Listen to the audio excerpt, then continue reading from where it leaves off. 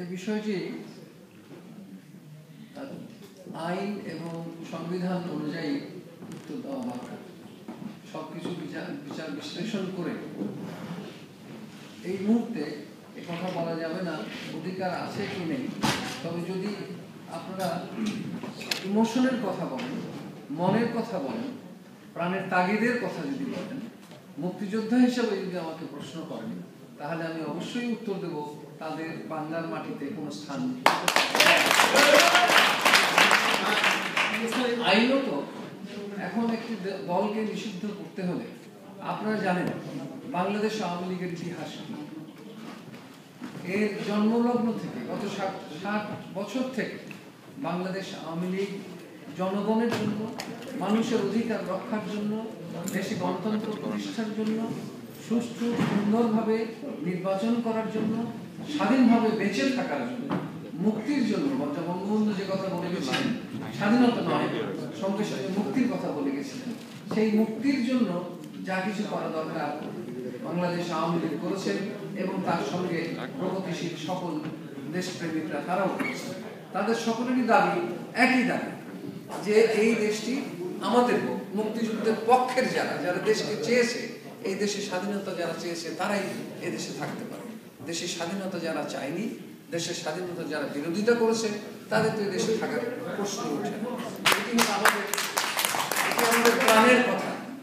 কিন্তু যে কথাটি প্রথমে বলেছিলাম, যেহেতু আমরা আইনের শাসনে বিশ্বাস করি, যেহেতু আমরা গণতান্ত্রিক রীতিনীতিতে বিশ্বাস করি, যেহেতু আমরা বিশ্বাস করি যে আমরা যা কিছু করব আইন সিদ্ধভাবে করব, সেক্ষেত্রে আমাদের আইনের দৃষ্টিকোণ থেকে বিচার করে এদেরকে আমরা নিষিদ্ধ করব কি করব না সে সম্পর্কে আপনাদের দাবি আমি অবশ্যই নিয়ে যাচ্ছি। প্রধানমন্ত্রী জননেত্রী শেখ হাসিনাকে অবশ্যই বলবো এই বিষয়টি মন্ত্রী পরিষদে উঠবে।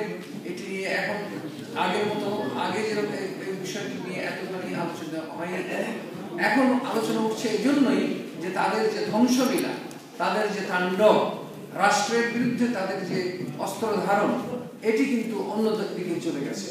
এখন আর আমরা বলতে পারবো না যে এটি একটি গণতান্ত্রিক দল, এটি একটি সুন্দর স্বাভাবিক গণতান্ত্রিক পদ্ধতিতে বিশ্বাস করে। তারা যে করে না তার প্রমাণ গত কয়েকদিন আপনারা দেখেছেন। গত পরশুদিন তারা একটি বাসে আগুন ধরাতে চেষ্টা করেছিল, যে বাসে প্যাসেঞ্জাররা বসেছিল। অর্থাৎ জ্যান্ত মানুষকে পুড়িয়ে মারার মতো দুষ্কর্ম, দুঃসাহস তাদের হয়েছে। এই ধরনের কাজ যারা করেন, আমরা তো বলেছি প্রথমে আমাদের সরকারের নীতি প্রথমে আমরা ঘোষণা করেছি যে এই মিলিটেন্সির বিরুদ্ধে, এই যে যারা দেশের রাষ্ট্রের বিরুদ্ধে যারা ষড়যন্ত্র করে তাদের বিরুদ্ধে আমাদের জিরো টলারেন্স। এখন ওই পর্যায়ে যদি বাংলাদেশের জামাত ইসলামী যদি ওই পর্যায়ে চলে যায়, তাহলে আমাদেরও জিরো টলারেন্সই হবে। তখন আর আমরা সহ্য করবো না। এবং জনগণ আমাদের সঙ্গে আছেন। জনগণের সেই তাদের যে দাবি বহিঃপ্রকাশ, তার একটি বিরাট অংশ আপনারা এখানে যারা আছেন, বাঙালি সংগঠনগুলো, অন্যান্য যারা আছেন, আপনাদের প্রশ্ন থেকেই বোঝা যাচ্ছে যে আপনাদের মনের কথাটা কি, আপনাদের আত্মার আকুতিটা কি, আপনারা কি চান। এই চাওয়াটা আমাদের সকলের চাওয়ার সঙ্গে যদি এক হয়, ঐক্যবদ্ধভাবে আমরা নিশ্চয়ই এই যুদ্ধাপরাধীদের একদিকে যেমন বলুন, তেমনি জনগণের বিরুদ্ধে চারণ যারা করছে তারা, স্বাধীনতার বিরুদ্ধে যারা চারণ করছে তারা, তাদেরও আমাদের একইভাবে ব্যবস্থা নিতে হবে।